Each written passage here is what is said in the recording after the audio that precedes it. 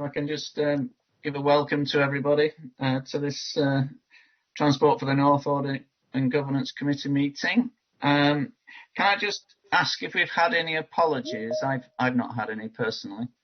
Has anybody else had any? Not directly, other than through the tracking on here. Okay. All right. Okay. In that case, can we move to item 2, to declarations of interest? Members are required to declare any personal, prejudicial or disclosable pecuniary interest they may have relating to items on the agenda and state the nature of such interest. So can I ask if there are any declarations of interest? No?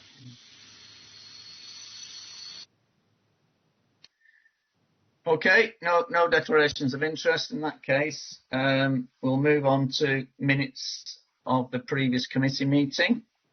If I can just run through the pages, and if anybody will interrupt if they want to make a change or an amendment.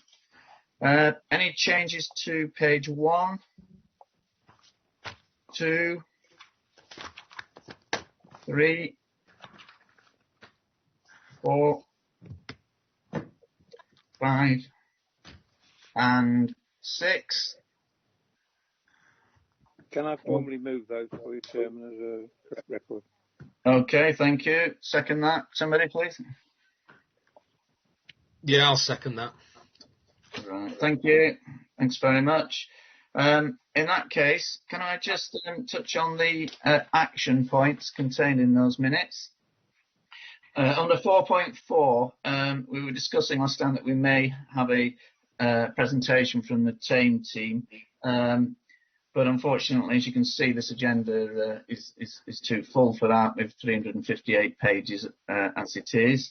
However, I can direct members to a section in the operating report, and if you, I think that's on page 25 of the pages of the papers.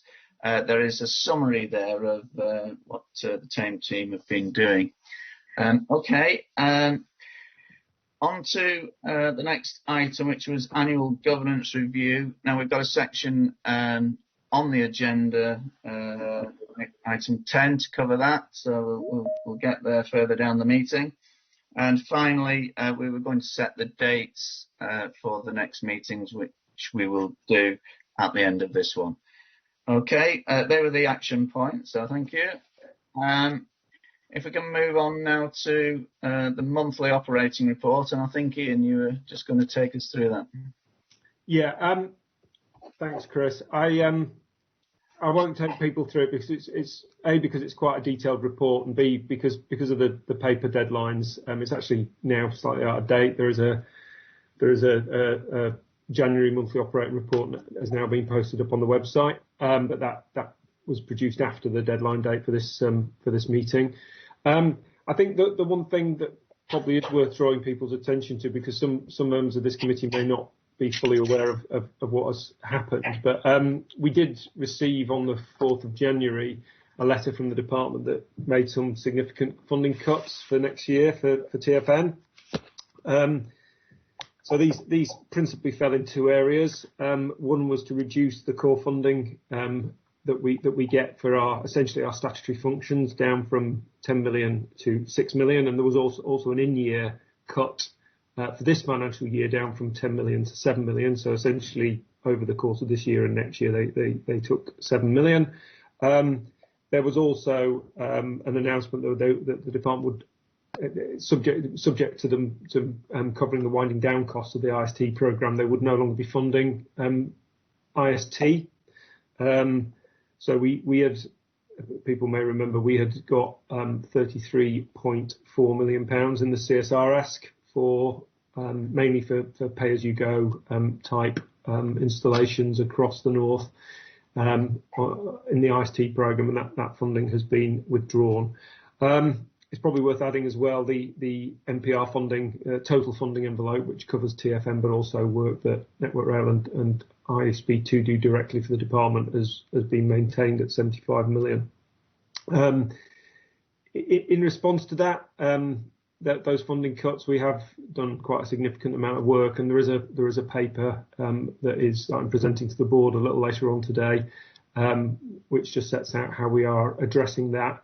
There has been some positive news in that the department has agreed that about £2.5 million of what we currently pay for through our core resources can be picked up through NPR programme funding, which is where those costs are actually being generated. So that has eased the pressure from the original view. But I think, even with some reserve releases, the longer term funding position for TFN is clearly significantly reduced from the 10 million run rate that we had previously. Probably worth me stopping there and see if anybody's got any questions or comments on either that or the rest of the report.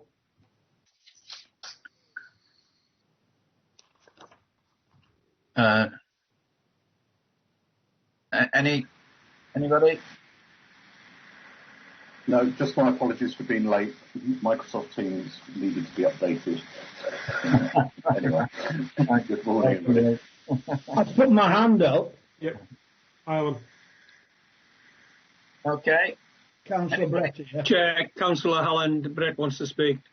Yeah. Okay, I'm not sure this is the place, etc., but commenting on the cuts, etc., I don't know whether it was the LGIU or Blackstock Consultancy that this morning commented on transport for the north, and it wasn't done in a very positive light and the government attitude. So there is a PR thing there. But, and I don't know where else I can raise the issue with operating. I keep away from trains as far as possible because it's full of people who know much more than I do. And there's an organisation in Rochdale called Storm who have been raising quite a storm with me over the Calder Valley line and what's happening with regard to the new timetable arrangements. Now, I know there's a consultancy on this, but nobody's believing what they're being told. This is especially significant. The service from Rochdale is superb into Manchester. The trouble is, it's the stations along the line in Rochdale, that's Smithy Bridge and Castleton, especially Castleton. I just want to flag it up, because I've promised my backbenchers I'll flag up every time I can at any public meeting I am at, because quite honestly I've told them that this is temporary, but nobody seems to believe the operator or the government. I'll leave you with that. And if I'm in the wrong item, I apologise. I'm not sure on that last point, but I can pick that up with David Hogarth, who's the director of our strategic rail team. I think he'd probably be the best person to get back to you in terms of a specific response on that, Alan. So I'll pick that up with David. Well, you do, and if he could send me an email, and then I can copy in at least the backbenchers that know I've raised it. What about the first issue? And I don't know if it was LGIU or Blackstock Consultancy commenting on us this morning. I'm 90% certain with this morning, otherwise I wouldn't have remembered. I've not seen that. I have to say what was the comment? I keep muting myself, so I have to unmute. Without going back specifically, but I think basically what they were saying was, is there still a future for transport for the north with all these? I may have misread it, but of course these are Blackstock, especially. Now it could have been LGIU, both of which I read first thing this morning, because it's better than reading papers or going on online, because they keep you in touch. Okay, I think the problem is that members haven't seen this item, so we probably can't really comment on it here. We need to go in and have a look at that. So thanks for raising it. It's just that I guess most people weren't aware of it. I have got a question from Kevin. Do you want to come in there, Kevin? Thanks, Chris. I recognise that there's a paper going to board today, I think you said, Ian, so I don't want to cut across that. But I was just querying whether the complete removal of the IST funding has, whether there were interdependencies across other parts of the programme, and particularly, what risks that might pose in terms of that interdependency and/or connectivities, cross connectivities. But if you can't answer because of it's going to the board, then I fully understand that. I'll pick it up under the risk register later on. I can be reasonably brief. I think. I mean, I guess it's twofold. One is that the programme itself is largely standalone, but there are clearly reasons for wanting to keep IST capability and capacity within the organisation. So one of the things that is included in the board report is that we are looking at how we retain some of that capacity, just to address some of the things that you're talking about, Kevin. So it is something that is being considered. We've not gone nap on it just yet, but that is something that we'll have to do in the next few days. Okay, thank you. Okay, any other questions on the operating report? No? Okay, thanks. Thank you, Ian. Thanks for that. Thanks for your questions. Can we move on to item 5 then, the internal audit update, please? Who's doing that? Are you doing Hello. that? Hi, it's Lisa from Internal Audit RSM. Hello, Lisa. Everybody again. Good to see you. Yeah, so in terms of our progress paper, hopefully take it as read, but what I'm pleased to say is the remaining work for 2021 has been completed, with the 3 assignment reports we're presenting today. Good progress has been made in terms of initial discussions in terms of drafting the 21-22 internal audit plan, which I'll come to. So the progress paper is very much about giving you a position statement of where we are, which clearly, as I said, is completion of last year's plan in full. And I think during the pandemic, a great thank you to the management team and, everybody being involved in terms of the delivery there, because clearly we've been distant auditing as well as management distant working. So the progress paper there really just that conclusion for you, providing a summary of year-to-date work from the previous year, as well as some sectoral briefings that we've issued to the organisation during the last period since the last committee in November. So unless you've got any particular questions on the progress paper, very happy to move on to the assignment reports. Any questions on the progress report? No, no, I think most people are happy with that. Thank you. Thank you very much, Chris. So the first assignment report is the Investment Programme Assurance Review, page 61 of your pack. Clearly, this was looking at the arrangements that are in place, and you'll see a positive report in this regard, with some context, obviously, in terms of the sequencing of the framework and a lot of background in terms of the process and the governance arrangements that are operated.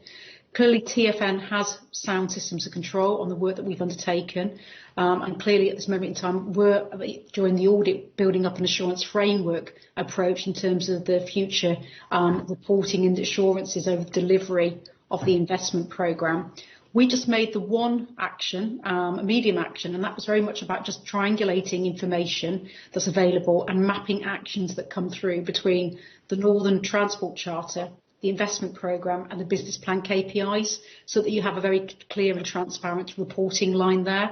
So disparate parts are pulled together in terms of the approach for that. Clearly that's been agreed with, and you would have seen management's action has said that that will be implemented as part of the business planning cycle for 21-22. I'll stop at that point. Excellent, fine. So I guess you'll just be checking up on that further down the road. We'll do a follow-up of that action and see how that's been embedded during 21-22's audit plan. Great. Okay, any other questions? No, that's fine, thank you. Thank you very much. The next report, clearly, take as read, but again, just to draw out the new payment commissioning process. Very positive to think that you've transitioned to an automated system whilst during a period of lockdown, and the controls are well designed. We did compliance testing, and you'll see we used data analytics, which enabled us to do a broader sampling test, and as a result of which we found no anomalies that were of concern or further investigation. This report was very positive in such that there was no management actions. So I think all credit to the team in terms of implementing this move and actually embedding it during the previous 6-7 months of its implementation. That all sounds very positive. Thank you for that. Yeah. Any questions on that section? No, I think we can take that the committee's happy with that. Thank you. Thank you very much again. And the last report, page 83, income and debtor management, clearly an important area in terms of maintaining cash and cash flow, and obviously a report I would imagine again Mazars' external audit may have some interest in.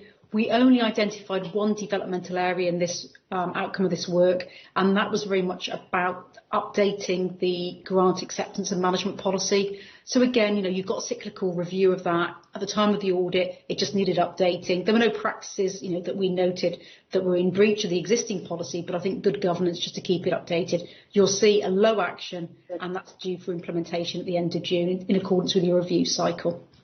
So other than that, positive report.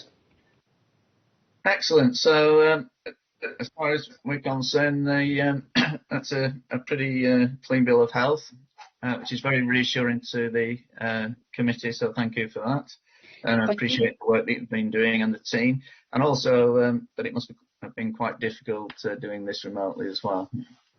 Well, I can say it's worked really well, and I'm sure Ian and the team would say it's about the planning. If you get the planning right, and Mazars will say the same, anything's possible. So no, it's a thank to the team because they've made it seamless for us. And then obviously what we will do, just to conclude, we've drafted our year-end report, which obviously will come to you at the next committee because that's prepared. Obviously we wait till the end of the year, so that's fine. And then our next paper on page 93 is looking forward. And this clearly is a proposal for next year's audit plan starting April, and very much in regards to discussions that we've had with Ian and representatives, obviously, in terms of TFN coverage. You'll see on page 97 is where we highlight the areas for coverage for next year. I mean, clearly they're quite detailed in terms of scopes, and obviously I'll take it as read, but you'll see there's a range of reviews looking at governance and risk management strategy, purchase to pay framework, and again ensuring that's appropriately complied with in terms of authorisation and control over suppliers and renewals of suppliers, etc., and payments made. Flexi time, so again, recognising the world we live in and the policies that are in place, and that was an audit that we brought forward from last year, if you remember, and an IT audit cybersecurity, and again, it goes without saying, every audit plan that we undertake, we're undertaking a form of IT cybersecurity. And as you'll see, you've got an option here, or it could be GDPR governance, both of which high profile, one from a hacking and phishing point of view, two, GDPR from a compliance point of view, and safeguarding, obviously, information flows. And then as ever, we'll have the follow-up where we follow up previous year's management actions. So that's the plan. Obviously, there's a lot more to it in terms of the strategy underpinning it, but clearly happy to take any comments or any suggestions in terms of coverage where you feel as a committee you require assurance. Okay, so that's item 6 we're on now, and we're looking at the internal audit plan, which the committee needs to agree. So there's a comprehensive paper there, which internal audit have prepared. So I don't know if anybody's got any comments or questions on that. I could open this up. One from Kevin. Thanks, Chair. I had a few sort of observations, I suppose, stroke questions. In terms of the governance effectiveness framework review, I wasn't clear whether the reference to looking at governance arrangements during and post COVID-19 was the key sort of context for the review, or whether it was really just reflecting the timeline. So I think that would be helpful if you could clarify that. Is the purpose to look at the governance arrangements in the context of COVID and how the organisations operated in that environment, or is that immaterial? So I suppose that was just clarification on that. In terms of the risk management strategy review, I was a little bit unclear about how you were proposing to benchmark that, given the pretty much uniqueness of TFN as an organisation. So I was a bit sort of bemused as to how you were proposing to do that, not wanting to sort of overstep the mark in terms of telling you how to do your job. But so And then I suppose the final one was on the follow-up with the cyber security, which felt a little bit odd to me in terms of the either-or scenario that you were presenting there, in that if you felt that the follow-up if the actions hadn't been followed up, then there was an alternative suggestion to do another review, which just felt a little bit odd to me. Surely, if you've made recommendations to management and they've accepted those recommendations, then they should be actioned, rather than then having to go back and redo a review. So that just felt a little bit odd to me. Okay. Would you like to take them in order? Yeah. So the first point in terms of the governance effectiveness, you're absolutely right, Kevin. What we're trying to do is provide assurance there that good governance has prevailed in accordance with your own reporting, institutional arrangements or constitutional arrangements, i.e. during the COVID period, which we're still in, obviously in terms of remote working.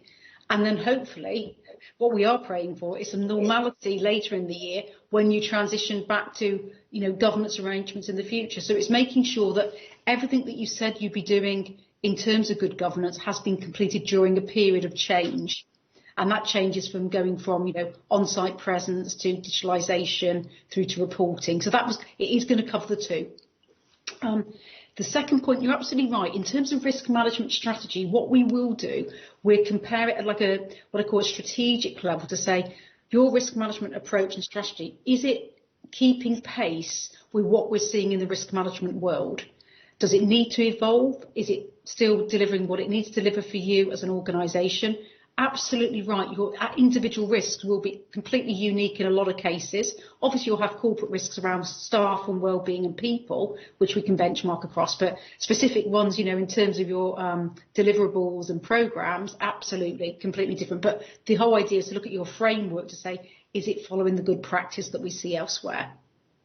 And then the third point, I totally understand where you're coming from there, because what we would normally do is undertake a normal follow-up of the cyber actions within our follow-up allocation.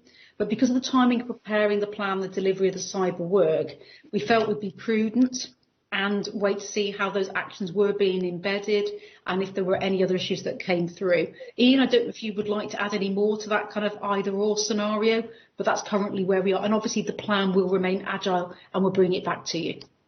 There's probably a couple of things, Lisa. One is, I think cybersecurity is the only area where we've had anything less than the highest level of assurance, Kevin. And I think the kind of test was, are RSM happy based on the management actions that we've taken, that the concerns they've raised previously have been addressed, and therefore if they're not, then we would proceed down that route. Otherwise, we would take the opportunity to use what are limited resources to actually take a look at something that we think probably does merit an audit exercise, which is around GDPR. I think it's probably also worth saying that the governance framework scope probably does need to be considered at more length before we actually embark on it in the first quarter of next year. Can I just bring in Liam before we come back to Kevin?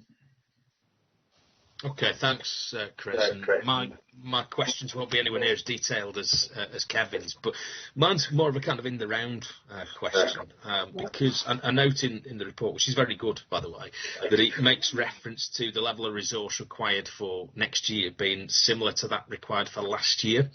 But in light of the very significant funding cut the organisation is experiencing, let's be blunt about it, we're going to lose up to half of our core budget. Does this plan not need revising, and thus the kind of fee that we're being charged need revising as well? I mean, from our perspective, clearly we're always agile in terms of your assurance need in a particular period, because sometimes a plan can go up, you're absolutely right, in terms of your needs, and it can go down, not just for financial constraints, but actually you've got other assurance mechanisms in place. That's what I would normally say. I mean, Ian, could I pass that to you as finance, please? Sorry, it's probably one for me. I mean, the total cost at the moment is about 25 grand, give or take. If you look at whilst the whilst the budget, whilst we have had funding cuts, the bulk of the activity that internal audit is undertaking is around core financial systems, core processes, and risk. And for as long as the MPR programme is there, the load on those processes will be at a level. So you're right. You're absolutely right, Liam. The core funding has been cut quite heavily, but as a proportion of the overall funding that we're likely to be dispersing this coming year, it's a relatively small part of that. And of course, the internal audit is covering NPR activity as well as others. So what there probably is more scope for, and we do this already, is to recharge some more of the internal audit costs into the NPR programme. Okay, thanks, Ian. Kevin, did you want to make some final statements on this? No, not really. They're really helpful responses from Lisa and Andy, and so I'm pretty satisfied with that. Maybe just one comment that second paragraph on page 98 of the plan, in terms of that audit of cyber security or GDPR could be recast, just to clarify, that how you explain that, Lisa. Okay, no problem to do that. Yep. No problem. Okay, if we could make that an action point then. Thank you. For Lisa. Any other comments before we leave internal audit? No? Well, thanks very much indeed. Thanks. Thank you. Thanks for the summary. Much appreciated. Okay, let's move now to external audit. Item 7, please. Thank you, Chair. I'll take the first couple of papers that we've got, and then I'll hand over to Campbell just to give you all the rest from my talking, and let him pick up the progress report. So the first of the 3 papers we've got for you is our annual audit letter, and I will scan through this one fairly briefly because there's not really very much in here that's new. This is the report that formally concludes the audit for the 31st of March 2020 financial year, and it's come to you today because it's really an important part of the overall accountability agenda, if you like. It goes onto your website so that members of the public can see what Transport for the North's auditor thought of Transport for the North and the work that we did for you. It sets out the 4 areas, and page 117 of the papers summarise that, and you will be familiar with it from our previous discussions. You will see that it refers to the fact that we signed off the accounts on November the 18th. We also issued a VFM conclusion. We completed our group audit reporting in accordance with National Audit Office requirements by the end of November, and it confirms for you that we didn't use our statutory powers to issue public interest reports or any other matters like that.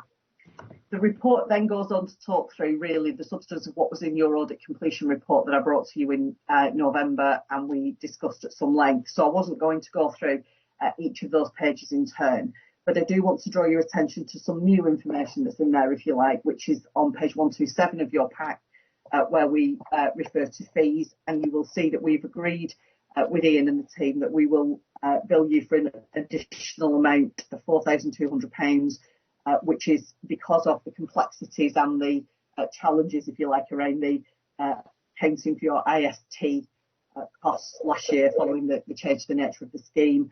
You'll be aware that there were significant amendments to the accounts as a result of the way in which we needed you to account for that. And I think I told you at the time that it was quite a highly technical and complex matter. Just to be clear, those fees need to be approved by PSAA, and although we have asked for that approval, we've not yet received it. That's just a timing issue, and I'm sure that will come through in due course. Page 128 of the annual audit letter is really a forward look, if you like, around the challenges that you face, and I think you've touched briefly on the implications of your reduced funding arrangements for the current and future year, and in particular the impact on your core funding. And then you'll see on page 129 some information about the change to the VFM inclusion looking forwards. And members will be aware that in the past we've given a very binary conclusion, so either Transport for the North has appropriate arrangements in place or you don't. But looking forwards under the new Code of Audit Practice that's applicable from 2021 onwards, that will change to be a narrative report that talks more about the arrangements that you have in place and whether or not those arrangements are adequate. So hopefully provides you with more information to take the organisation forward with. So I'll stop there and see if there are any questions on the annual audit letter, and then I'll move on to talk about the audit strategy memorandum or the audit plan as it's also known. Well, okay. Any questions then?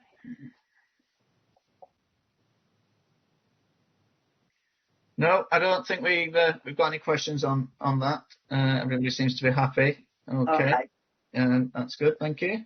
Thanks, Chair. I'll continue on then with the audit strategy memorandum. So this officially opens our work for the 2021 financial year, which from your perspective comes to an end in about 6 weeks now. It sets out the work that we need to do to deliver you a code compliance audit, which is what's required of us. And it therefore comments on the work we'll need to do in respect of your accounts and also value for money. Page 142 of the audit strategy memorandum sets out the timeline for our work this year.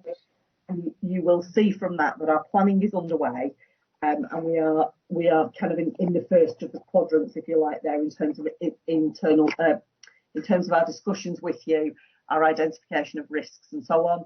And we will be working on site, although that's not quite the terminology, is it, working remotely with you to do our work on your systems and our early testing through March and into early April.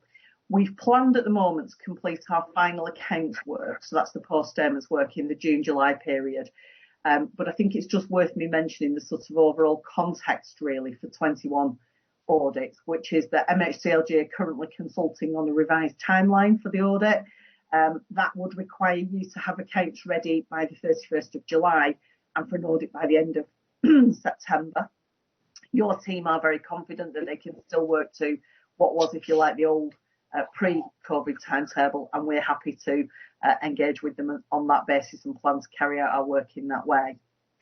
You'll see on page 143 the management experts and service organisations that we'll all relatively use in terms of your work, and then the audit strategy memorandum goes on to talk about the significant and the other risks that we have identified in the work we plan to do. I think it's probably worth me just taking a minute to say that we have rebutted the risk of revenue recognition, which is one of those standard risks that auditing standards say apply in every organisation. We don't think it does apply to you, and that's largely because your funding is, of course, grant funded, and it's relatively easy from our perspective to get assurance around that. And it's interesting to pick up the fact that Internal Audit have done some work on that, and we will, of course, look at their findings when we complete our work. But helpfully, nothing that Lisa has said would lead me to believe that it's not appropriate, excuse me, for us still to rebut that risk. We then go on at page 146 to talk about the 3 risks that we've identified for this year. There are 2 that are classed as significant and 1 that is an enhanced risk. I'm going to run through some terminology and wording now that I use in all of these meetings with you, and you're probably fed up of hearing me say. So the first one is in respect to the management override of controls, and that's a presumed risk in all organisations. It's not specific to Transport for the North, and there is nothing that you, as the Governance Committee, need to be concerned about. This is simply the fact that we are required to direct our audit effort towards those areas of the accounts where management's actions and decisions can directly influence the financial outturn of the organisation. So we look at the way that the judgments that they've made in putting the accounts together, the estimates that they've calculated, the way in which they've used journals and so on and so forth.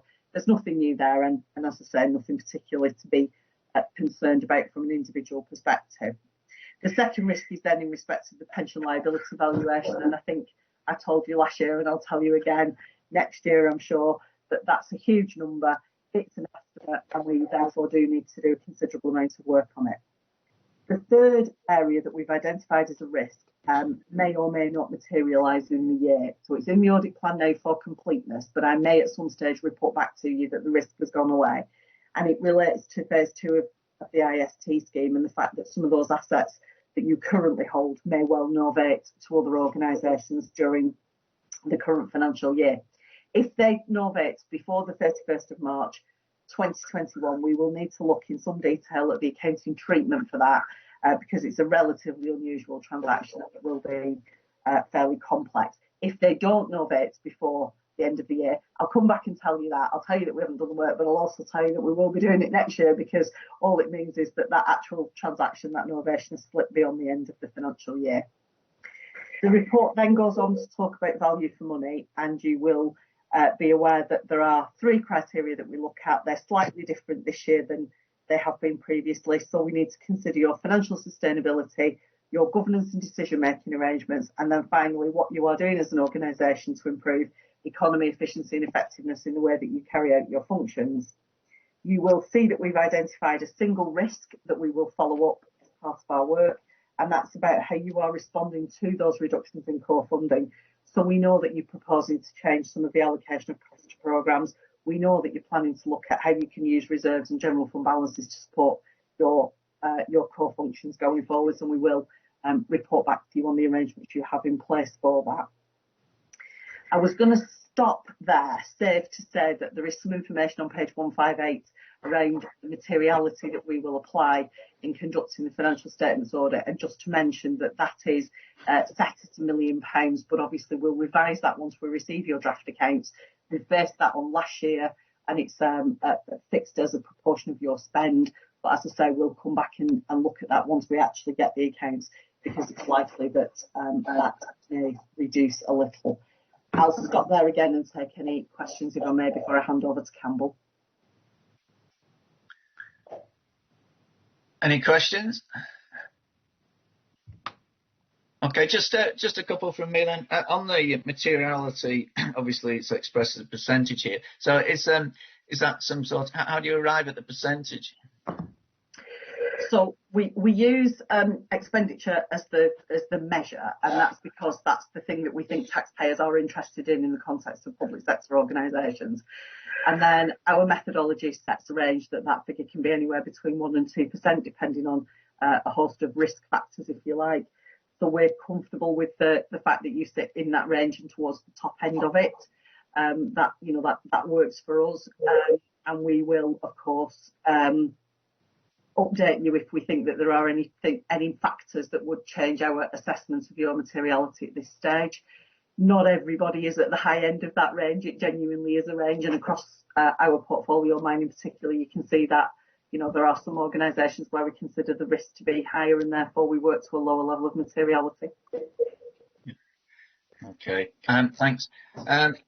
Just something to point out to everybody, really, which I found quite helpful, and that's on page 137 of the papers. There's an engagement and responsibilities summary, which I think is very helpful in summarising all aspects of the work, because obviously there's a lot going on, and it's sometimes quite difficult to just understand the scope of everything. But I thought that brought it together very nicely, so much appreciated that. Thank you. Any other points to our external auditors on the first 2 items, annual audit letter and audit strategy memorandum? No, thank you. Well, thanks very much indeed, Karen. So can we move to item C, the audit progress report? And I think, Campbell, are you helping us with that? Thank you, Chair. It's first time I've spoken at the committee, so it's a pleasure to meet you all formally, I guess. This is just our regular progress report. If I can take you to page 170, and really 1920 Karen's already set out as part of the annual audit letter, which concluded the 1920 audit, so I won't say any more about that. In terms of 2021, Karen's already said, we've carried out our initial planning, and you've seen the audit plan that she's just presented, setting out the key risks for the 2021 audit. The other thing just to bring to your attention is you'll be aware that there was a change in the Code of Audit Practice, CNAO, changing the value for money arrangements. There's a bit more information on that on page 171 of the pack. I mean, the key headlines are that we don't give a formal conclusion, so you won't see a qualified or unqualified opinion. We'll just give a commentary in the annual report, which takes over from the annual audit letter that Karen's just presented here today. And also, we're obliged to report any significant weaknesses we identify promptly throughout the year to yourselves. So those are the sort of key change in terms of reporting. You'll see there's also been a change in the 3 criteria which we use, and at the moment we're still going through the guidance, and we'll be discussing the change in approach with officers as the year goes on. So they're really the sort of, I'll use the word headlines in order for want of a better word. The rest of the report is about some national publications and articles of interest which you might find useful to read. I'm not going to go through all of those. I will highlight in particular items 9 and 10, which is the Redmond report, which you'll be fully aware of, which obviously covers the significant pressure on the audit sector in general and the pressure on fees. And item 11 as well, which covers the local inspections that are undertaken, which Mazars takes very seriously. It covers Mazars and the other public sector firms as well. And that highlights a number of improvements which Mazars has already looked at and taken measures to improve our methodology last year. So not even 2021, we brought those in last year. So I suppose key pressures there would be valuations of property, pensions, estimates, judgments. That's all I really wanted to go through, Chair. I'm happy to take any questions on the progress report. Okay, thanks. Any questions there then? No questions. I have to say, very helpful. Thank you for summarising all the national publications, putting all of those in one place. Very useful reference material. Thank you. Also interesting that you highlighted the Redmond report, which obviously covers the areas of audit and governance committees. So it's something we need to keep our eye on, making sure that we keeping up to date with the latest thinking there. So that's something which is helpful. So thank you. Thanks for highlighting that too. Okay. Any other final questions to our external audit team? No. Well, thanks very much. Thanks very much indeed. A very brief one, sir. I did put my. Oh yeah. Sorry, go, Councillor Brewis, please. Thank you. I think what I'd say probably the absence of questions is because I found this report to be a fairly comprehensible one in a very incomprehensible time, and I'd like to say how useful I found it and thank them very much indeed, Chairman, if I may, for something which was comprehensible and understandable. Thank you.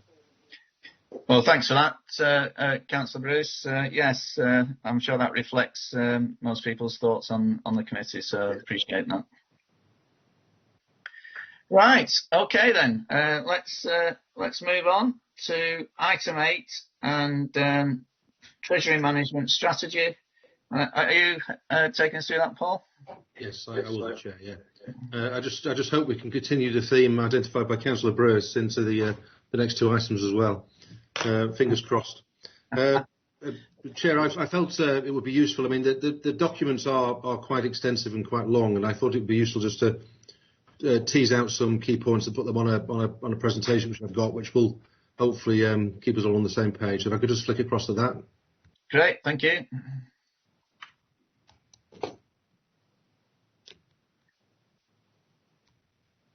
If you could just tell me if you got my screen.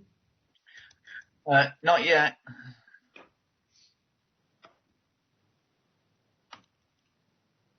No? No, not yet. Okay, let's try again. Best laid plans? Yeah.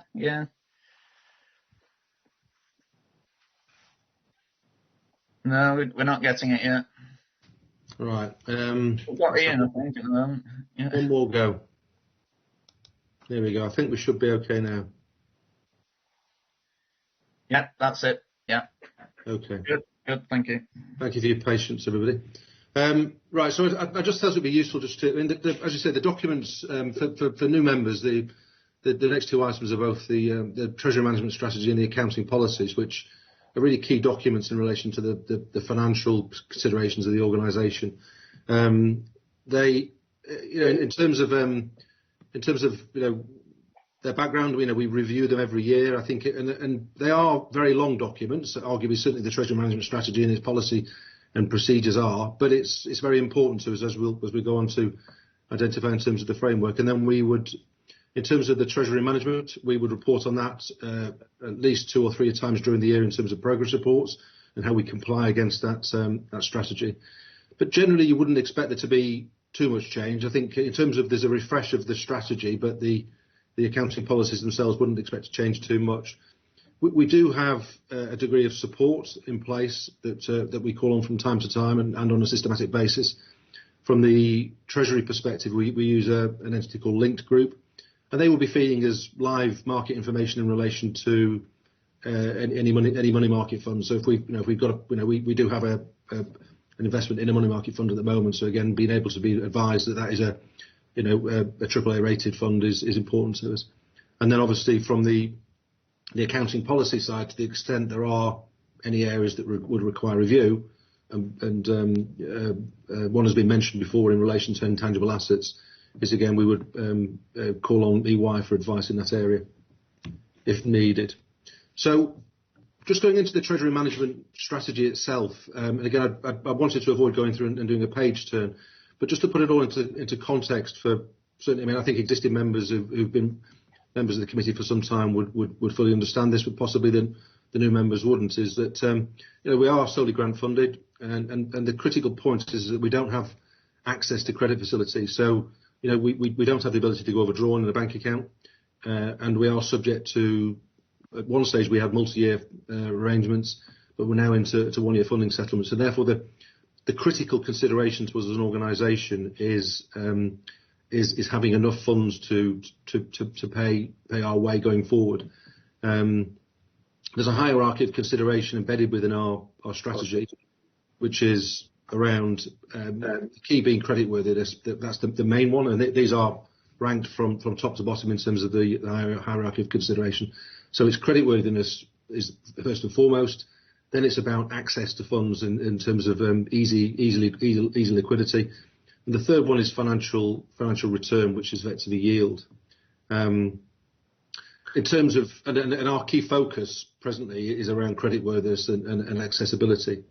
We do generally tend to use the Debt Management Organisation, which is a central government organisation that takes swept funds from entities and therefore reduces their overall interest charge on them as an organisation. So it kind of fits right in that if they were advancing to us in the first place, then if we did have any excess funds, we position it back with them. I think the main change between last year and this year is probably around interest rates and the environment that we face. I think again I just thought it'd be useful just to tease this out. I mean, all this information is embedded within the strategy and can be accessed, but a year ago we were looking at rates over the forthcoming or the future 4-year period of between 0.7 and 1.3%. As we are today, it's looking at 0.1% all the way until 2024. So I think what that further highlights is that chasing yield is really not going to be any benefit to anybody, and re-emphasises the need to focus on creditworthiness and liquidity. In terms of the and then we as a consequence of not being able to have a credit facility, we have a reserve strategy. So this is basically providing a buffer to manage our activities going forward. The reserve has been agreed historically at £2 million, or that's a cash reserve of £2 million, and that can and possibly will be subject to review if circumstances were to change with regard to, let's say, MPR. If that arrangement were to change, then possibly the reserve could be revisited. And the strategy is underpinned by having a reserve at the end of a period, a medium-term strategy. So it could be at the end of a 3 or 4 year window, and that obviously during that window, to the extent that the reserves are required, they will be released. And I hope I'm not going too far off on a limb by saying that, and I do say the word it's likely, subject to board's approval, I think it would be likely that we will be releasing part of our reserves brought forward. to underpin the 21-22 budget. Again, linked into the financial constraints or the funding arrangements that Ian referred to before. Moving on to the accounting policies. So again, I'm an accountant, my background, and these are critical because these effectively define the way that we conduct our business. They are driven by IFRS and SIP for code. That's International Financial Reporting Standards. Just before we move on to accounting policies, can we just pick up any questions on the Treasury management? Anybody got any questions on the Treasury management? Just one thing in me, Paul. Obviously you've got that quite marked change really in interest rates, but the Bank of England sometimes talk about negative interest rates. How would that impact on the Treasury strategy? Well, I don't think it changes the strategy, Chair. But I think to be quite frank, we actually have faced negative yields during the year. Very modest. Again, it's been minus 0.1%. But the principle of putting, £5 or £10 million of early grants, that's been awarded to us, and put it on deposit and effectively get less back. It is 20 or 30 pounds less that comes back, but they are real reductions. I think what's interesting is it's almost a trade-off between transaction costs and yield now. But so the longer we can, it is. So yes, we are faced with them. I think it's going to be interesting. I think certainly the longer term projections at this stage don't steer towards a significant negative yield, but that could happen. I still think if it were to happen, I still think that we would probably adhere to the same strategy, which is around being risk free and making sure we don't expose ourselves to any incremental risk in the pursuit of avoiding negative yield or chasing a marginal yield. I think we would still try and restrict our funds to one entity to be less than 5 million, and where possible, position with DMO because it's the lowest risk. Yeah, I think that's reassuring for the committee to hear. So I appreciate that, Paul. Thank you. All right. Okay, sorry to interrupt. You were about to move on to accounting policies. Yeah. Okay. So again, accounting policies are essentially the way that we conduct our business from a financial perspective. And capture the information in our statutory accounts. The documents that are attached behind they contain both the policy and how it's been considered to be applied during the year in relation to that specific accounting policy. In terms of what members may have recalled from last year's accounts that were drafted, the accounting policies in themselves do form part of the accounts. They're one of the notes of the accounts. And again, demonstrate exactly how we would, account for the various transactions. I think the main technical area is one that Karen from Mazars mentioned before, which is around Phase 3 assets, which is the bottom point there. The termination of the IST funding arrangement effectively earlier this year, means that there will be no further investment beyond the close-up of the programme.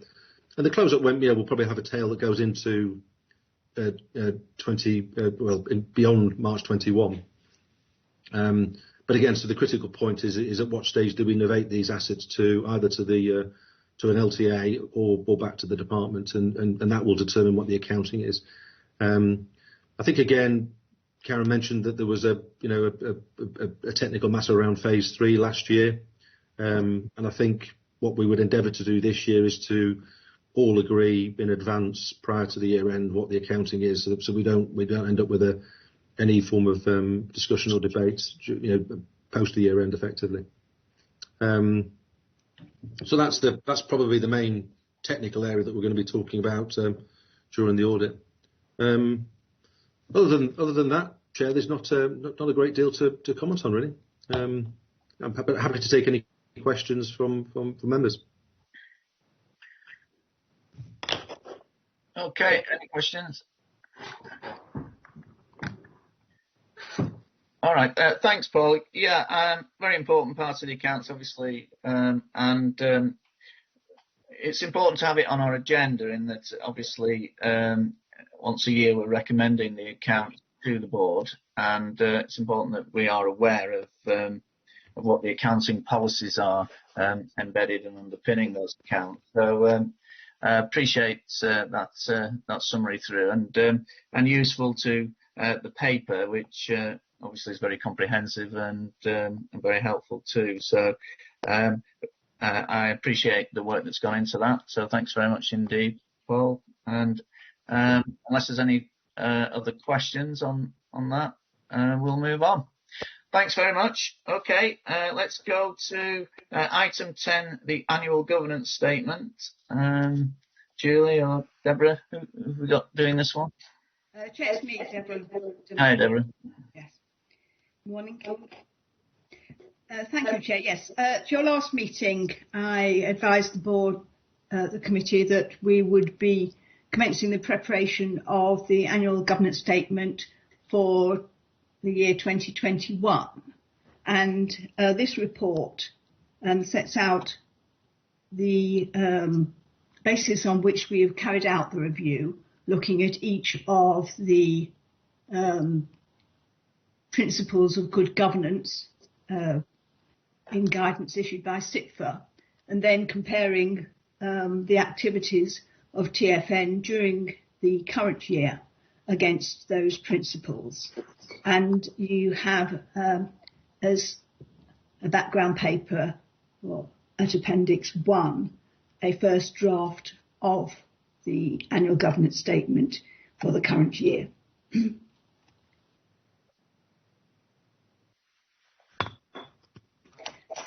And Chair, rather than go through it in detail, I'll probably go through it page by page and identify any pertinent points. So basically, the review looks at what we have done in relation to each of the principles. So the first one is behaving with integrity, demonstrating strong commitment to ethical values and respect for the rule of law. We have looked at how we have operated and updated the governance statement with actions that have taken place during the year. So I've included the review of the anti-fraud and corruption policy, which is, again, another item on the agenda this morning. I included the way we are embedding the updated whistleblowing policy through training by Protect, which is going to be rolled out during March.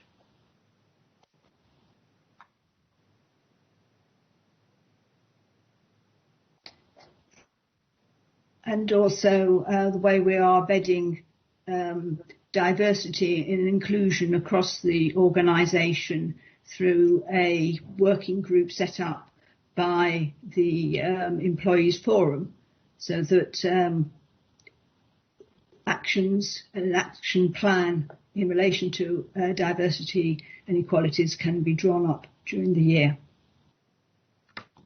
And moving on to Principle B, ensuring openness and comprehensive stakeholder engagement.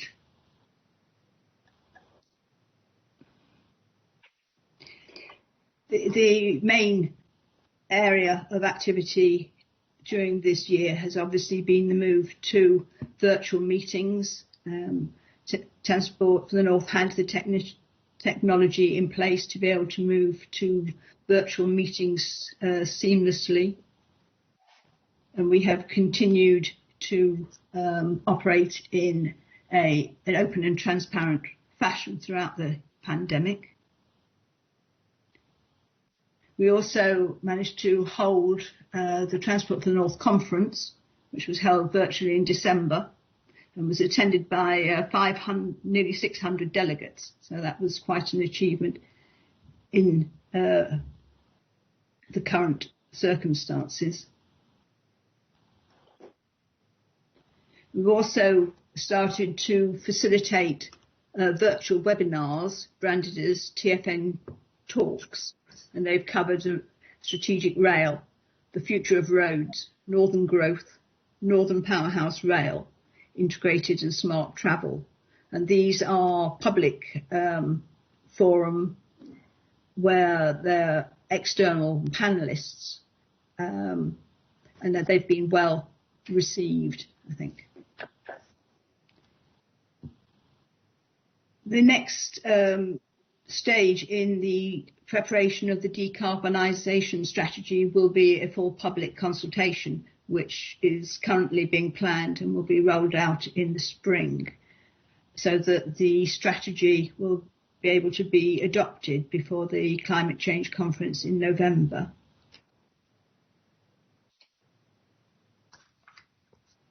And then the final element in relation to transparency has been the production of the monthly operating report, which we've continued to develop and to deliver during 2021, which obviously provides members and the public with detailed information about performance of Transport for the North's major programmes.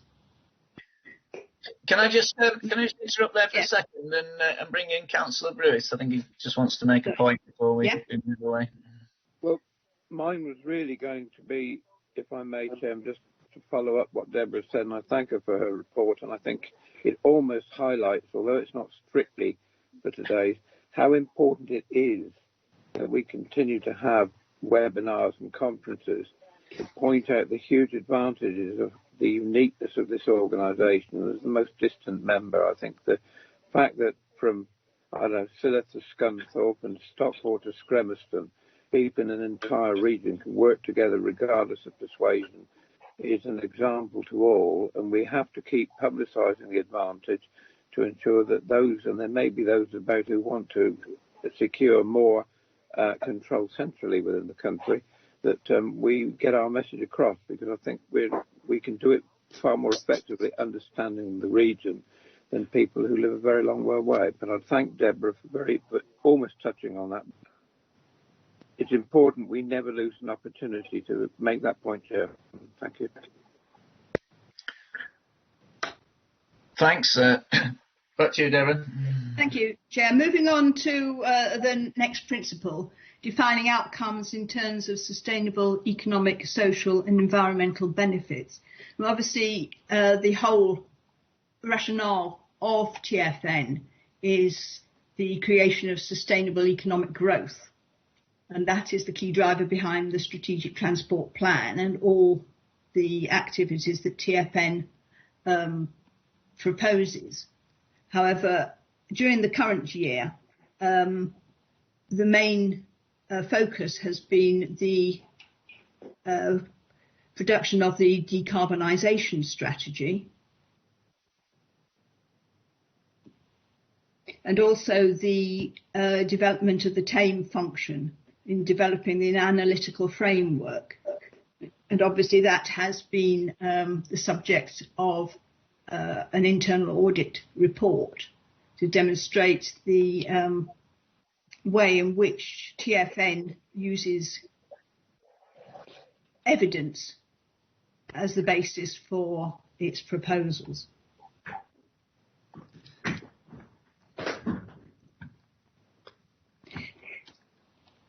So moving on to the next principle, determining the interventions necessary to optimise the achievement of the intended outcomes.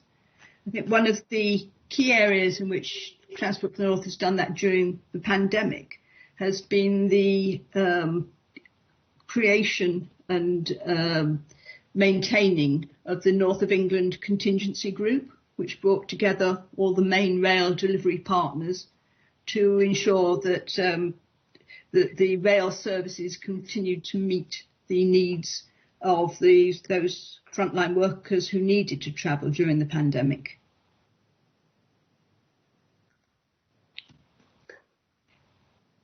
Obviously, we also completed work on the economic recovery plan and submitted our advice to government, which is now being considered by the DfT's acceleration unit.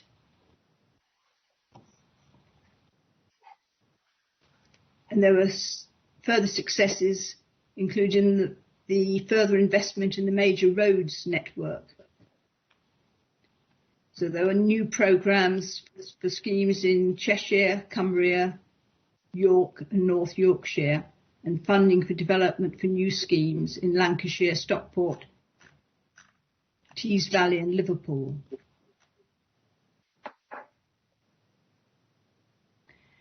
Moving on to the next principle, developing the organisation's capacity. The major development during 2021 has been the development of welfare for Transport for the North employees. There's been a very well developed programme of wellbeing sessions open to all employees, addressing mental health and physical health and wellbeing. And that has run throughout the year and been well received. And the final principle is managing risk and performance through robust internal control and strong public financial management. And the major development in relation to managing risk has been the procurement of a new risk management strategy, system, software that will now be rolled out to assist the programme teams in their risk management. So the final final aspect of the annual governance statement is first to look at how we dealt with the challenges identified for 2019-2021. So we said we would review the Constitution in the light of any changes flowing from the Blake-Jones review. And as well, members will know that the Williams review has not actually been published. So at this point, a further review of the Constitution is being held in abeyance. The further adoption of the assurance framework is being held in abeyance again, pending the anticipated white paper on devolution. We've completed the rollout of monthly operating reports, and obviously we have managed to hold virtual meetings in response to the COVID-19 pandemic successfully. So the governance challenges that have been identified for 2021-22 are, first of all, the appointment of the new chief executive. Secondly, review of TFN boards and committees, in particular with reference to the General Purposes Committee. And this is a review that has been called for by members of the TFN board. And finally, a review of the scrutiny function. Now that we've been in operation for 3 years, it seems appropriate to look at the policy of scrutiny first and how well that's working. So, Chair, that is the draft at this point, and clearly it will not be published until the end of May, and a final version will be circulated to all members prior to publication for further comments. Oh, thank you for that. So really, at this point in the proceedings, as a committee, are we approving then this as being a draft? But at the end of the day, there's still time to make some changes before it's finally published. Absolutely, Chair. The commitment to you last meeting was to bring a first draft before the committee. It's not the final version. Obviously, there are actions still ongoing. There's plenty of opportunity for members to make comment on what is there at the present time. Okay, thank you very much indeed for that thorough run through the document. Very helpful, thank you. Just before we move on, any immediate questions from anybody? No, it seems a very comprehensive document, and appreciate the work that's gone into that, so thank you. Okay. Do we now need to perhaps just move on to anti-fraud? Yes, Chair, thank you. The reason this report has been before you this morning is that, as members will be aware, monitoring the anti-fraud strategy is one of the terms of reference of the Audit and Governance Committee, and therefore I thought it was appropriate to bring a report to you setting out all the measures that Transport for the North has in place, which together create the environment in which we address fraud and corruption. So the report briefly sets out all the different elements that are brought together to address fraud and corruption, these being the roles of the statutory officers, the financial regulations and policies, obviously, Paul's referred to the Treasury policy and also to the accounting policies. Then there are the financial controls inherent in the financial system, the contract procurement rules and the controls in the procurement system, our data security policy, the code of conduct for members and officers, the gifts and hospitality policy, the whistleblowing policy, and then the internal audit reviews, which obviously assess the securities that are involved, particularly in the financial controls. So I just thought it would be helpful to bring together all the different strands of those controls, and would hope that the committee are assured that there are systems in place to support the anti-fraud and corruption policy.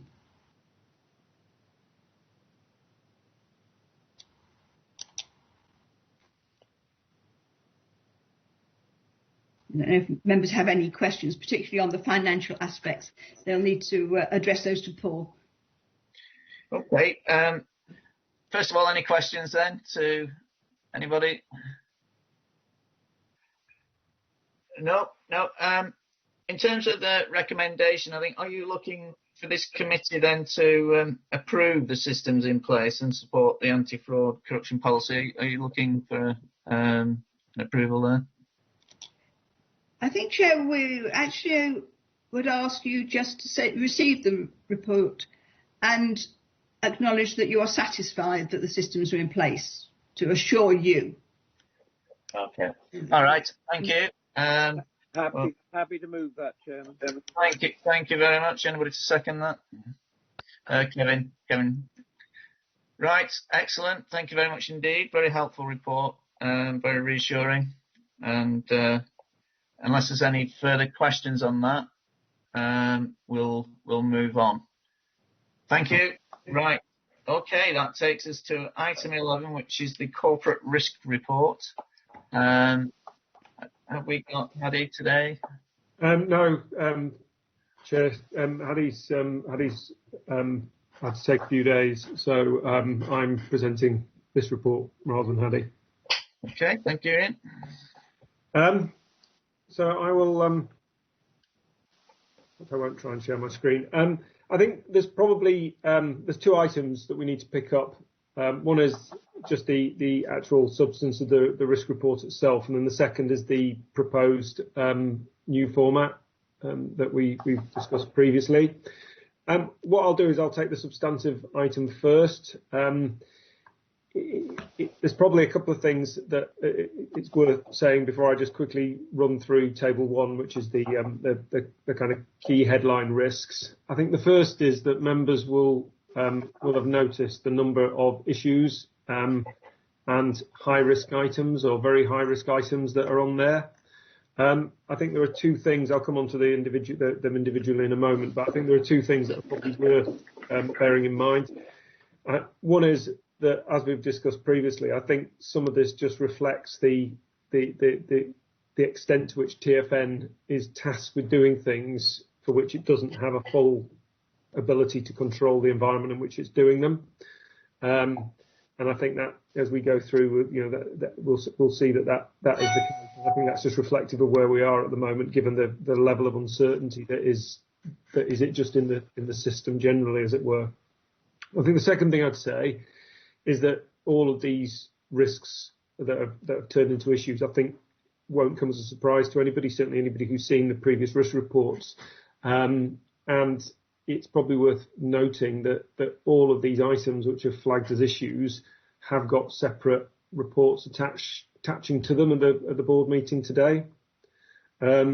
So these are things that are being addressed through TFN governance as we go. So I wouldn't want anybody to think that these issues were appearing on the risk register and not being addressed in any way. If I just run through the corporate themes, I think that the first item on page 319 is the COVID-19 pandemic. I think it's fair to say, and it's been discussed previously today, that we have learned to manage that. There are still risks associated with the levels of remote working, but I think it's fair to say that we along with lots of other organisations, including partner organisations represented on this call, I've got to learn to work with COVID-19. So I wouldn't suggest that was a significant risk at the moment. Risk 2, which is TFN reputation and political engagement, probably overlaps with TFN operations, in that the thing that's creating the issue is the same, and it's the thing that Liam referred to earlier in terms of funding cuts, and those funding cuts are both to the core allocation that we get, but also to the IST programme. Both of those are addressed in reports to today's board, but those are issues that we are working through. Embedding the strategic transport plan across programmes, which is obviously a key part of actually delivering the work that TFN is tasked to do under its functions, is actually one of the few risks in this table that we have more or less total control over, and we are as you'll see in a position where we're showing that as a medium risk. That is not something that at the moment we see as being a significant issue, certainly in terms of the work that we're doing at the moment. Likewise, delivery of robust and compelling evidence to support investment programmes. Again, that is something that we are much more in control of. Again, there is an item included in today's funding and business planning paper to the board in relation to early approval of commitment to the investment pipeline benefits analysis programme, which plays into that risk. But that is again something that corporately we don't feel is a significant issue just at the moment. And likewise, transport decarbonisation and climate change emergencies. This is not to say that we think that the risk of climate change is low, more that TFN's risk of not doing what it is committed to do through its business planning and to its partners is relatively low. And again, that is largely because we control the moving parts there. Just before I move on to page 321, has anybody got any comments or questions up to that point? Okay, I'll continue. TFN operations I've already talked about. Compliance with TFN with relevant laws and regulations is again something that we have a large degree of control of, and the risk is relatively low. I think the next three are probably along with the funding are the most significant risks. The first is the revised framework delivery for contactless. Obviously, the withdrawal of funding that I referred to when we were talking about when we were covering the monthly operating report item does essentially prevent TFM from continuing with that work. That work will stop. There is a wind down paper going to board this afternoon in relation to that. And whilst we will continue, as I mentioned in response to Kevin's question earlier, to try and maintain some capability and some capacity in relation to IST, we clearly won't be in a position to deliver against a set of programme objectives for which the funding ask was 33.4 million. So that is a reflection of the funding. the Northern Powerhouse rail risk, the issue is actually being triggered by the level of the BCRs currently and the costs associated with some of the infrastructure. Now, I am aware that there is information that was received very late on that's gone into one of the board papers in the main board, which shows those BCRs as being actually slightly better than they were showing when this report was prepared. That information was received very late on, but I think there are still significant risks associated with Northern Powerhouse Rail and the submission of the SOC, partly to do with the continuing kind of questions around the BCRs and the cost of the infrastructure that is coming back from Network Rail. There is also a point that we have been requested by the Secretary of State that we delay the submission of the SOC until after the publication of the IRP. That will obviously impact on our ability to hit the deadline that we've been targeting for the last probably 18 months, which would be the SOC being submitted in March. And then finally, the rail operations risk. I mean, this plays to an extent into the question that Alan raised right at the start in relation to services on the Calder Valley line. That is a small part of the risk that is set out here, and that is the kind of impact on the pandemic, both on the services that are delivered across the north and the delivery of services that have previously been agreed, but also in terms of what do the reduced passenger volumes into the future do for business cases for improvements both to infrastructure and to services. So there's a kind of two-pronged risk associated with that the team is managing, but obviously the risk is being driven by circumstance rather than by inaction on TfN's part. So that was a quick whiz through all the headline risks, Chair. I'm quite happy to go into a bit more detail. I'm sure people have had a chance to have a look in the report, but if anybody's got any questions, then I'm more than happy to take them. Okay, any questions? I can't see any questions in. I think everybody's understanding the report fine. It doesn't make great reading in terms of the messages, but like I say, there's so much of this which is outside control of TfN, so it makes resolution very difficult. Okay. The report details the nature of the risks and the mitigations and the owners. So unless there's any questions, we would like to move on, if possible, to have a look at an alternative format, which I think Ian's going to just demonstrate to us.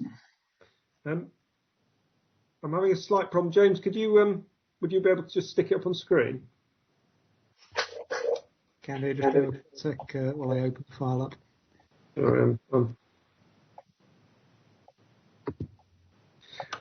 Just whilst James is doing that, this revised format is, I think, in response to comments that we've had. I think both from this committee, but from others as well. That the actual way we are setting these risks out could be made more helpful to the user. I think it's also fair to say that the formatting and the structure of the document as it is makes updating it and ensuring that it's consistent when you do update it is actually quite difficult. So it's not even something that is particularly helpful to the people preparing it. So it's not great for the user and it's not great for the preparer. So we wanted to try and move away and just come up with something that is a bit more user friendly. I think the example was included in the board papers, Chris, just whilst James is struggling with that. That should be up on screen now. So we genuinely, I'm not. Yeah, this is a proposal that we've come up with. If people have got additional things they'd want to see or they think that we should be treating things in a different way, then I'm more than happy to take that away. We're not entirely wedded to this. We have looked at other people's risk registers in terms of coming up with this, and it's apparent that organisations do this in quite different ways. But if anybody does have any comment on this, we're very open to making changes. Okay. Anybody got any issues with the new format? First of all, just wondering what language that's in. That is official Microsoft holding text. It's placeholder text that's put there for to allow formatting to take place to ensure that the tables remain the correct size. It's a derivation of Cicero, if you want to know exactly where it comes from. I don't think it is. My humblest apologies. Okay. So really, the idea is just to make it, I guess, more user friendly and able to be absorbed more quickly. Is that the underlying? Just to make it easy to use. So if anybody's got any comments to that effect, just let us know. If that's the case? Sorry, I've got Kevin just wants to come in now, I think. Yeah, just a quick observation, really. I mean, I think the format looks really user-friendly, Ian, and it's sort of at a glance, isn't it? So I think that works really well.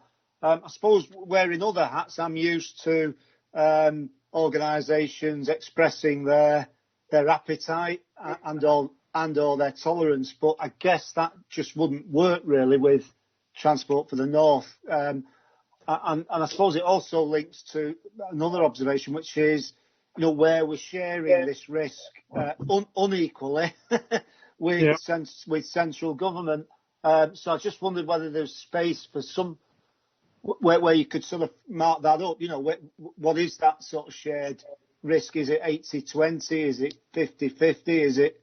Well, I mean, in reality, some of these, the risk might be sitting with Transport for the North, but all the decisions are sitting in Whitehall, which seems utterly unfair. But the fact that we've had this arbitrary cut just underpins that, doesn't it? So I don't know. I mean, it's a difficult one, but I just wonder whether there isn't a way of, disaggregating each risk and just sort of saying, well, we haven't actually got very much control here at all.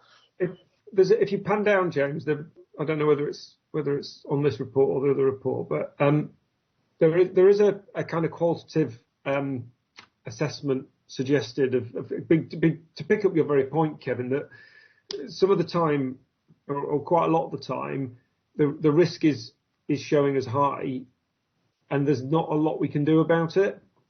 And actually, it's as much to do with what we are being tasked to do on behalf of members in the North, and the kind of governance framework, the national governance framework that we're operating within, which doesn't give any devolved bodies outside of the national governments that much ability to do certain things. I mean, particularly around funding, as you've mentioned. So I think there's a bit of it, which is you're right. We need to be. Some of this is about making clear to the user what we have the ability to actually do anything about, what we don't have the ability to do anything about. And that's that. We can maybe just have a quick look at how we beef this up, or maybe bring it forward a little bit. I'll speak to Hattie about that when she's back. Thanks, Ian. Any other questions or observations? Can't see any. I think probably there needs to be some sort of timeline on this, I guess, because I would imagine the organisation wants to switch to this new reporting at some point. So if members have particular observations which they'd like to make later, is there a kind of end date for them to do that?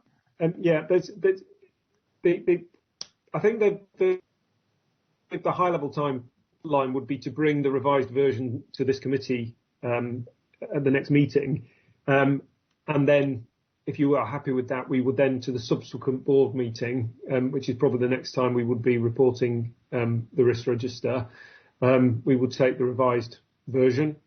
So it's not. The timeline is not we need an answer in the next day or anything. But I think probably if people, I mean, realistically, if anybody has any comments, probably within the next week would be helpful. And then we can just move on with it. Yeah, I can't figure out how to raise my hand electronically. David, are you trying to come in there? I'm David. Sorry, I can't figure out how to raise my hand electronically. I've only used Teams for this meeting. Yeah, Ian, I replied to Hedy after the last meeting. We had a consultation about the format, and we had a short discussion about whether underneath the themes, those sub-themes that the qualitative analysis is for, should be grouped together so that we can see either what those risks are split out within the themes, whether there's a wide variety of risks and mitigations within each theme, or whether they're all fairly similar. And I was wondering what your thoughts on that were, incorporating it into the main table as sub-themes, so there'd be like 1A, 1B, 1C. Even if it was, so if so, there'd be a line for each of them underneath the main ones. Well, in terms of the sub-risks within the league table that I've kind of just taken us through, or the mitigations that are sitting in the main report.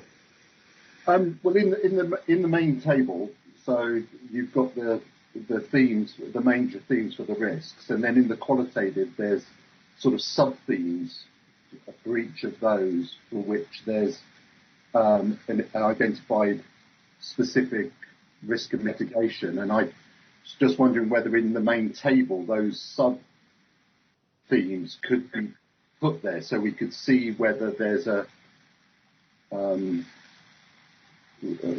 some heterogeneity or not. So just bring forward slightly more detail. Maybe there are bullets in the main table, but make a more direct link between what is in the sub themes in the bulk of the document into the front of the document. Yeah. So in the green, yellow, red, black. So even if it was just at that level, so we could. Because I think, as we discussed in the last meeting, so some of the net risks that come out at a theme level are a result of a heterogeneous group of risks underneath that, and so for the committee to see that there's a wide range of risks and mitigations within each one. So show the colour coding that's feeding into the overall colours. Because I'll take your point. Some of the issues are driven by a single black issue, but there are maybe the other subcategories are all yellow and green. So it's making it clear that it's some of them it's a one-off, others it's an accumulation of risks that are causing the overall colour. Well, I know it's a big ask from a formatting perspective. It's a lot of information, but I'll have a look at how we. Credit where credit's due. I'll get James to have a look at how we might reflect that. All right. Okay. Thanks for the comments, David. Very useful. Okay. Any other questions on that? No. Okay. Well, as Ian's mentioned, if anybody can let him or others know of any extra changes which you may want to recommend. Please do so within the next week or so. That brings us to the end of the corporate risk register, unless, Ian, there's anything else you want to say on it? No. In that case, from the action points, we still need to sort out the dates of the next meeting. Ideally, we want to try and put them before the board meetings, but the next meeting we normally have will be in June. and the board meeting's on the 9th of June. Now, correct me if I'm wrong, Ian, but normally is that the first look at the accounts for this committee? Yeah, I think that's. I think the first meeting is normally June. But yes, I think it is from memory. Yeah, and we usually have a first look at the accounts, I think, at that meeting. Does that need necessarily to be before the board, which happens to be on the 9th that week, or? I don't think it does. I don't think there's anything from the meeting, the Audit and Governance Committee meeting, that would drive anything being presented to the board on that particular meeting. Okay, in that case, I suggest that we take the following dates for the next three committee meetings. That'll be the 10th of June, the 15th of July, and the 16th of September. So just repeat: 10th of June, 15th of July, and 16th of September. Hopefully everybody can make those, but at least they're in the diary now.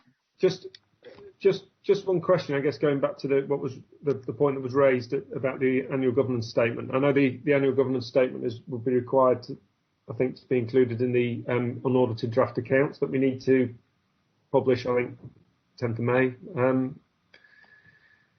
Debbie, are you? Yeah. That's not a problem, is it? The annual governance statement has to be published along with the accounts by the end of May. Yeah. So that it's. Well, it's got my date. Yeah, I've got my dates wrong. Yeah. I mean, in previous years, we've circulated the final version of the annual governance statement to members for comment individually, and then taken those comments on board. Ian, can I just interrupt there? It's Karen from Mazars, because the consultation from MHCLG is that your accounts and therefore the annual governance statement don't need to be ready until the end of July now. So assuming that is where we end up when the consultation process is finished, you are perfectly able to not publish them or put them through members before then. Okay. Okay, so does that means our 10th of June date's still okay then? So yeah, that sounds like that's a plan. Yeah. Okay, good. Well, let's go with those three dates, and if members wouldn't mind putting them in the diaries, that'd be great. I'll send a placeholder invitation out, and we can finalise exact timings. And obviously, there's still a little bit, certainly towards the end of the year, possibly return to face-to-face meetings or hybrid meetings. So I'll put placeholders in people's diaries and update nearer the time. Much appreciated. Thanks very much. Okay, unless there's anything anybody wants to raise at this point, I think we can draw the meeting to a close. No final